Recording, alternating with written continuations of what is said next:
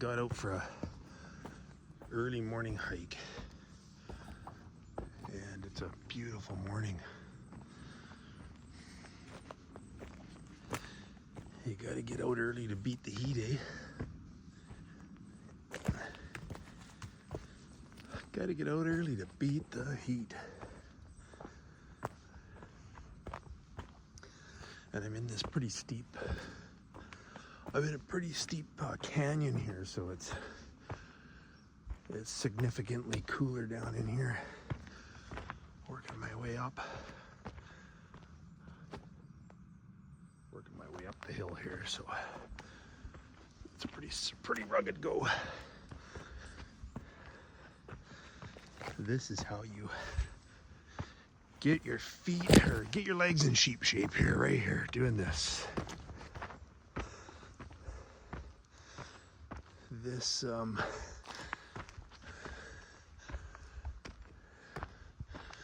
This grade here would actually be pretty mild for sheep.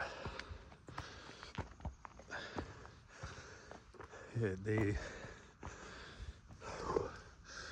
they live in the most rugged damn country on earth. I'll try to cut up through here if I can.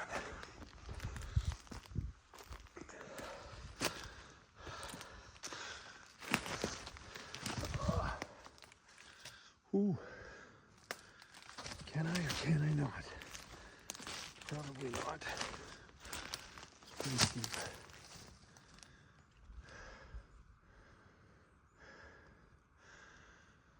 Actually, I bet you I can. I'm just gonna have to turn the camera off here for a bit. I try to go right up through here. Hell yeah. Hell yeah, we made it.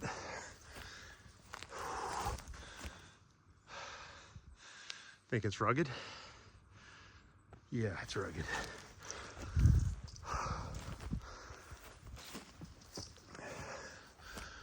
When the legs start burning, you know you're doing good.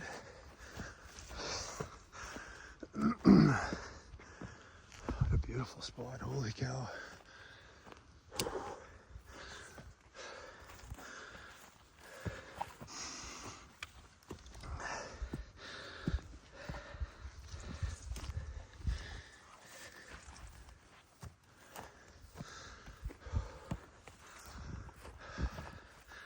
Listen to me huffing and puffing, eh? Boy, oh boy.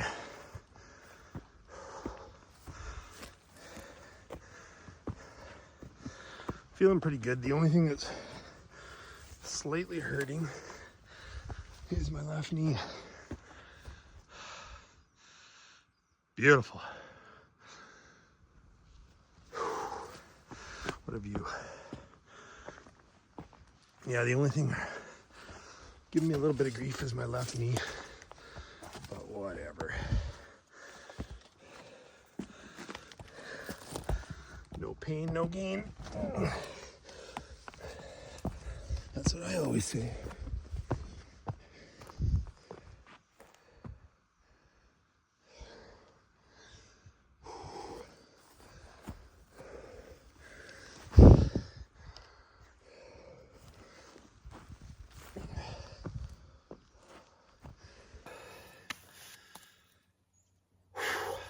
What a climb. I don't know what kind of elevation I gained, but it was a lot. There's actually a forest fire, probably maybe 15 kilometers northwest of me here, so it's not really all that far, so you might hear some helicopters and shit going overhead, but not good, man. Not good to have forest fires ever.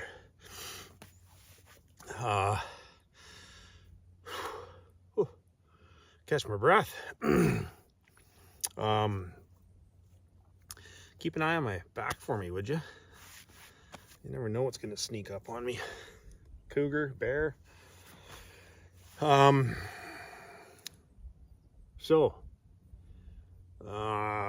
Yeah, it's actually quite a nice morning. It's a little bit cool. I could have worn my I could have worn my real light rain jacket, wind protector or whatever, but it's good. I run hot, so I'll cool off, though I started sweating a little bit coming up the hill. But I just wanted to take a break here for a few minutes, and I got another, I've actually gotten quite a few pretty good emails since I read that last email of for you guys of that encounter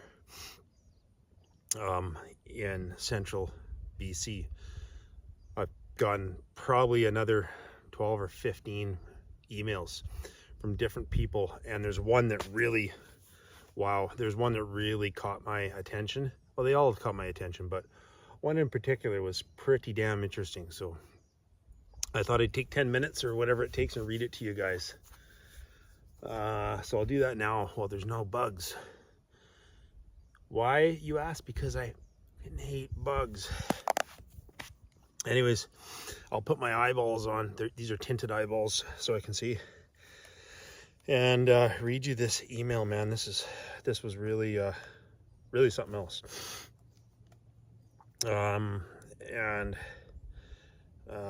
This individual, excuse me, this guy said he's had several experiences, and he said he's had several experiences, and he's going to share more with me. And he actually gave me his number.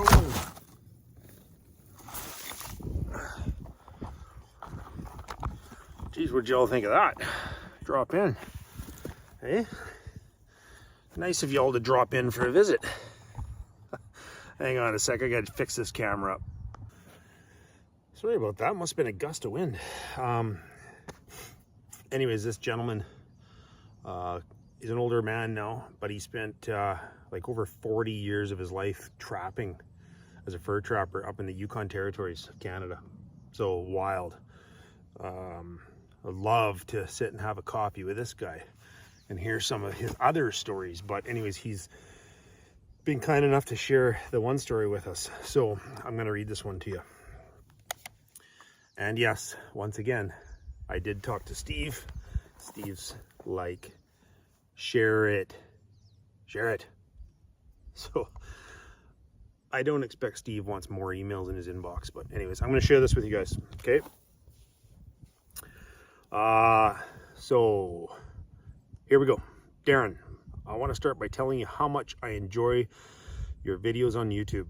I first found your channel when you were out on your journey alone in the wilderness and have followed you ever since.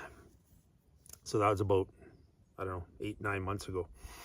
I've spent most of my life alone in the remote Yukon, several hundred kilometers northeast of Mayo. So Mayo's a little town in the southern Yukon. I ran a trap line for 41 years, and until I began raising and running dogs on the line, I was completely alone in my small 12 by 16 log cabin. I moved to the Yukon in 1980 and ran 1,500 square kilometers of trap line to start. And I ran this by snowshoe and canoe. In 1986, I got my first pups and began raising dogs to run my line. My first introduction to the forest people, as you call them, I used to call them Bigfoot, was in 1983 while I was out on my line. It was late November and I was on my snowshoes walking the line. I would do 15 to 20 miles per day. It was late morning and I stopped on the line overlooking the river to have a coffee, take a break. I almost immediately caught wind of something rotting. Some kind of decaying animal, I thought. Then I heard a very deep humming type sound that vibrated into my body. It was very loud. In brackets, much like what you mentioned on your one video. The sound was terribly loud and had a reverberating sound to it. As I stared into the pines in the direction of the sound, I saw what I thought was a large bear staring directly at me. It was about 75 to 80 yards from me and was motionless, but I could tell it was making the sound.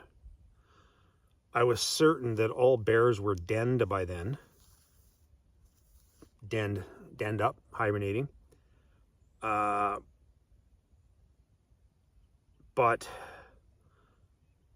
sorry guys, I was sure that all bears were denned by then, but what I assumed until this thing stood up and exposed itself directly.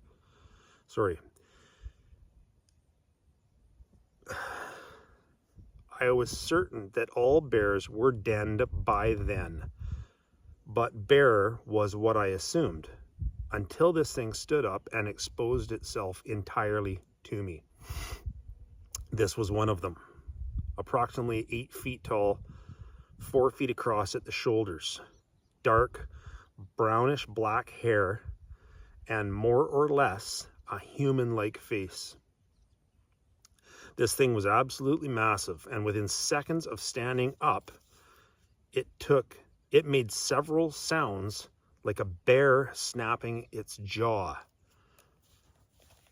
So anybody that's ever heard of black bear, grizzly bear, whatever, when they get when they're warning you, when they get agitated, they snap their jaw.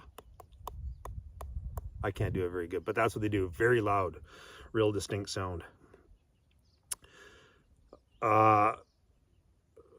Snapping its jaw, followed by a very deep guttural grunt like a bull moose during the rut.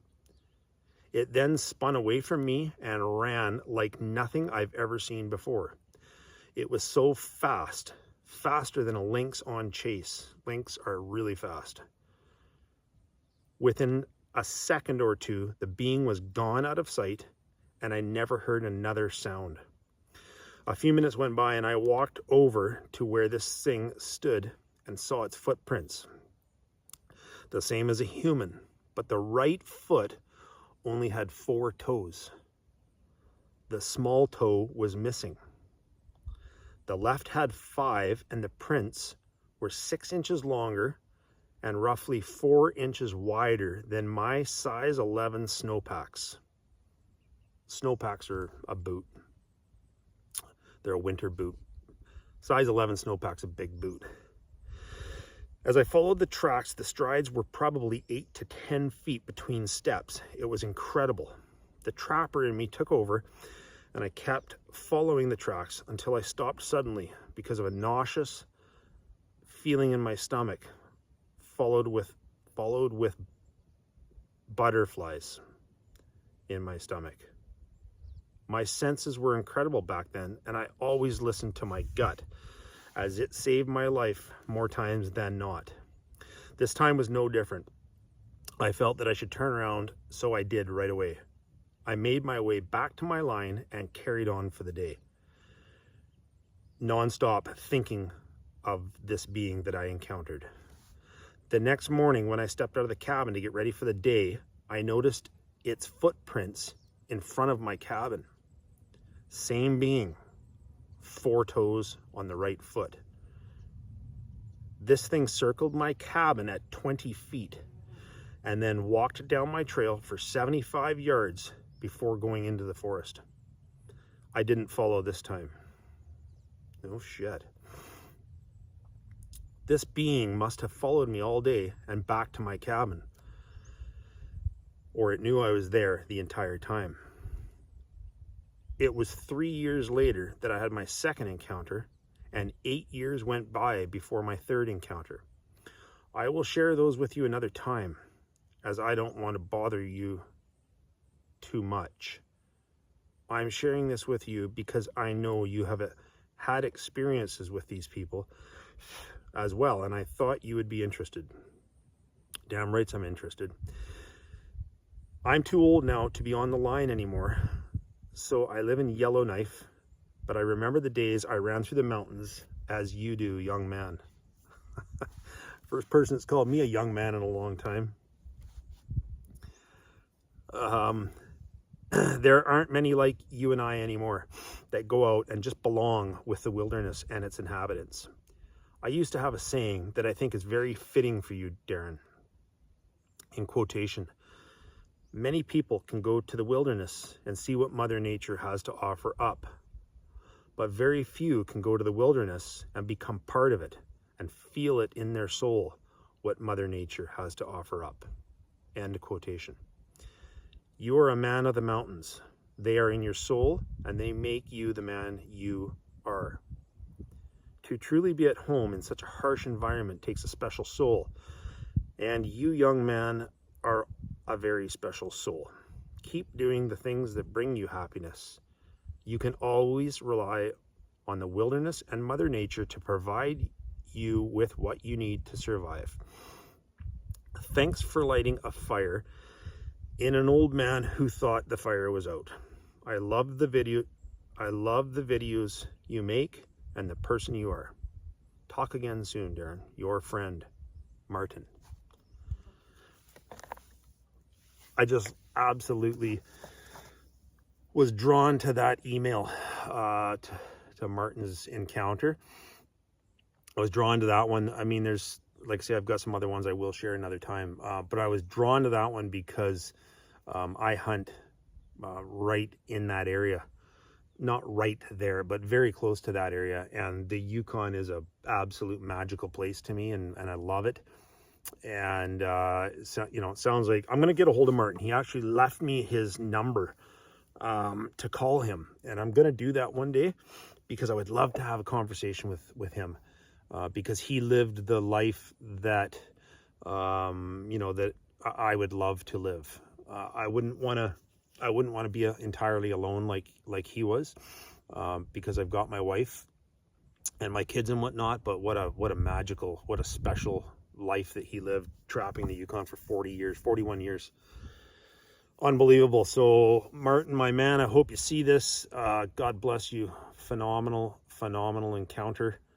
I can't wait to hear the other ones, man. If that's not the best one, wow, we're in for a treat. So anyways, yeah, I wanted to share that. I thought that was really cool. Unbelievable that this being went back to his cabin. I want to ask Martin, how far from his cabin was he when he saw it? Like, was it close to his cabin or was it a long ways away? Because like these trappers, some of them trappers are running hundreds of miles of trap line. So I'd like to know how far he was away. That would tell us how far this being went to get back to his cabin, right? Or maybe it was there the whole time. Who knows? But that's pretty crazy. Sneaking around his cabin at night. Holy shit. Yeah, I don't know if I'd want that. You know what? It's probably happened to me too. Out in the bush, sleeping under a frickin' tree in the middle of nowhere, under my tarp. Like, I go to sleep, you know, I don't lay there all night wondering what's around me or listening for noises. I go to sleep, so who bloody knows? You know, these things could be, obviously, they can be right there and you don't know it. That's very evident. So, anyways, wow, I can't believe how much cooler it is right here in the shade in this valley here. Plus I'm dry now, but I was sweating a little bit, so that doesn't help to keep a guy warm. Anyways, I'm gonna keep hiking here, keep making the legs burn because I got to get in sheep shape. I got some big hunts planned this year, man. Holy cow, I can't wait. I'm starting to get real excited when I get up in the morning. I usually get up around 5 o'clock in the morning, and when I get up in the morning, it's starting to cool off a little bit now, and I just love it. I get so excited for this time of year. August, end of August, early September, okay, that's Christmas for me. That's my Christmas time. I'm like a little kid laying in bed waiting to hear Santa Claus. Like, it's ridiculous. Like, okay, I'm going to tell you guys a little secret. I have a countdown timer on my phone that does a countdown on when I leave for my hunting trip. Right? Just like a countdown for Christmas. For me, it's countdown for hunting. Yeah. Yeah, I'm a little bit of a fanatic. I admit it. Well, I can't help it. I just, like, it just absolutely, like, I'm so excited to get ready for hunting. The whole process starts for me right around Labor Day, right around the early September, 5th of September, because my summer shit's all done and I'm full swing getting ready for hunting. We set our tent up, just the smell of the tent and getting all our shit gathered up and ready, and, you know, heading out to the bush and sighting in the rifle and doing some practicing, and even these hikes like this, I just get in, I'm just like, okay, let me go, it's time to go. But anyways, you've heard me yak long enough. I am going to work my way around this ridge. I'm probably going to go down the draw and up that side, probably up along that side, up there, maybe, I don't know, somewhere up there maybe. That's what I'm going to do. Why not? What else am I going to do? Unless it gets too hot and there's too many bugs, then I'm going to get the hell out of here. Okay, Martin, thanks again, brother. Bless you. Hope you're safe, my friend. Anybody else that's got any emails to send through, send them through. Send them to Steve. Steve gets thousands of emails. He will get to them, guaranteed. But if you want, you can send them to me, and I'm going to share them with this group here as well. And you know what? That's all that really matters, is that the information gets out to everybody. Okay, so all right, time for me to go. Have a great day, you guys. Get out, do what you love, even if it's for 15 minutes. Do what you love. If physically you're unable to get out into the mountains like I am, if you're unable to, you know what? You're always welcome here with me, and I love having you along. I love reading your comments, and yeah, let's keep on keeping on. Okay, did you see any beings behind me this time? I friggin' hope not. Okay, guys, I'm out of here. Be safe.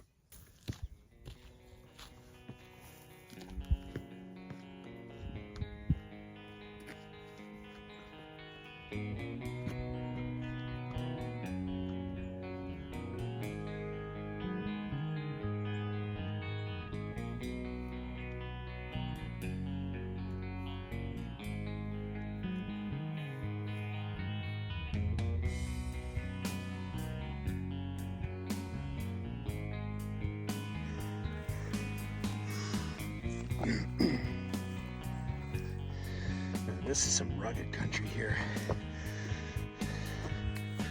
but it's nice hiking. Like, it's steep, but I know it's pretty good going. There's beautiful, some arbutus trees in here. Super nice. Look at these berries. I think those might be juniper berries. I gotta ask somebody. I got a friend of mine that's quite a forager, so I'm gonna ask him if those are juniper. Anybody know, are those juniper? They're not blueberries, I know that much. I don't know if I picked the best way to come down or not, but whatever. Whatever. I'll find my